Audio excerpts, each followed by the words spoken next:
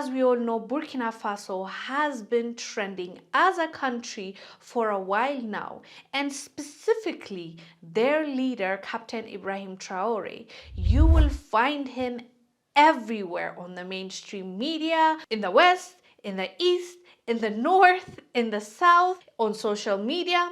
Everywhere you go, you'll hear something about Captain Ibrahim Traore, whether it's the opposing side or the supporting side. You will not scroll and not find something about Captain Ibrahim Traore, and we understand why. It's a hot topic right now, so everyone is talking about it. Everyone has something to say about him and the country and the situation that is happening right now in Burkina Faso. We've covered a lot of stories that are coming out of Burkina Faso on this channel as well. A person from Burkina Faso that is living in Burkina Faso, that knows what's going on in Burkina Faso, the ins and outs and everything that's happening. Well, at the very least, as far as what the government has communicated with the people of Burkina Faso, she is saying there are so many fake news being reported about Burkina Faso, she wants to call it out.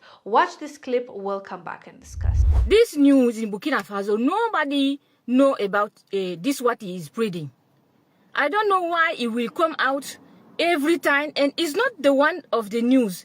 Last time I saw him, people sent me the videos asking if it's true. They see the video also. It was a time they talk about the 100 soldier. Every time, he's the one who is major breaking news. You don't have no other news to spread, always talking about people dead. Are you a special dead reporter or what? Every time, breaking news, which news? We don't know nothing about it. Where are you from? Why you always have to be making video because he's trending now? Burkina Faso, you know Burkina Faso before. You have to make every time video, and if you make a good videos, real video, and come with proof outside. Why you come all the time, open your mouth, or breaking news, spreading fake news? Our sister is from Burkina Faso, and she's currently in Burkina Faso. Her name is Zena, and she is consistently talking about what's happening in Burkina Faso, covering the stories as well as sharing it with us English speakers, because most of the news coming out of the country is being reported by French speakers because they speak French, they don't speak English. But she learned it in school, so she knows English, and that's how she was able to communicate with a lot of her audience that speak English. And that's one of the reasons why I believe there are lots of fake news that are being reported on, because there's a language barrier, especially between the French speaking African countries and English speaking. So most people, whenever they get some story, they don't know how to double check, how to get that information. You have to go and find a source in Burkina Faso, and if there's a language barrier, it makes it a little bit harder, right?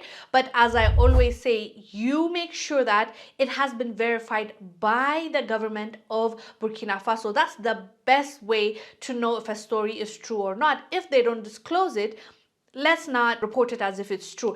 Even if we talk about it, we must tell our audience it has not yet been verified. This is what is being talked about, right? You have to make sure to do that. But a lot of people just run with the story, and that's what Zena is frustrated about. This is not her first time addressing this. And I also talked about it before when people were making deep fakes like AIs of Captain Ibrahim Traore saying something when you know he didn't say that, or they'll talk about how this happened in Burkina Faso, that happened, when you know that didn't happen. At the very least, Burkina Faso did not confirm that it happened. So we have to really be careful, because this can be used against the people. Because you see how the West works is they'll plant fake stories here and there. They'll convince us that this happened and we'll run with it, and then before we know it, they'll come out and tell us, see, all of it was a lie, when we know not all of it is a lie. It's just a few stories that they planted that blew up, and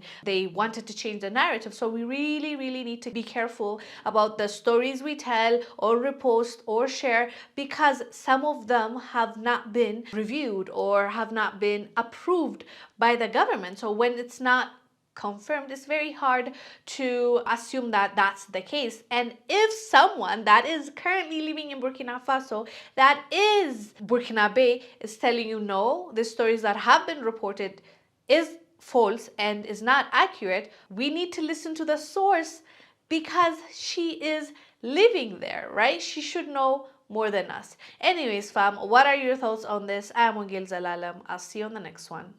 Bye.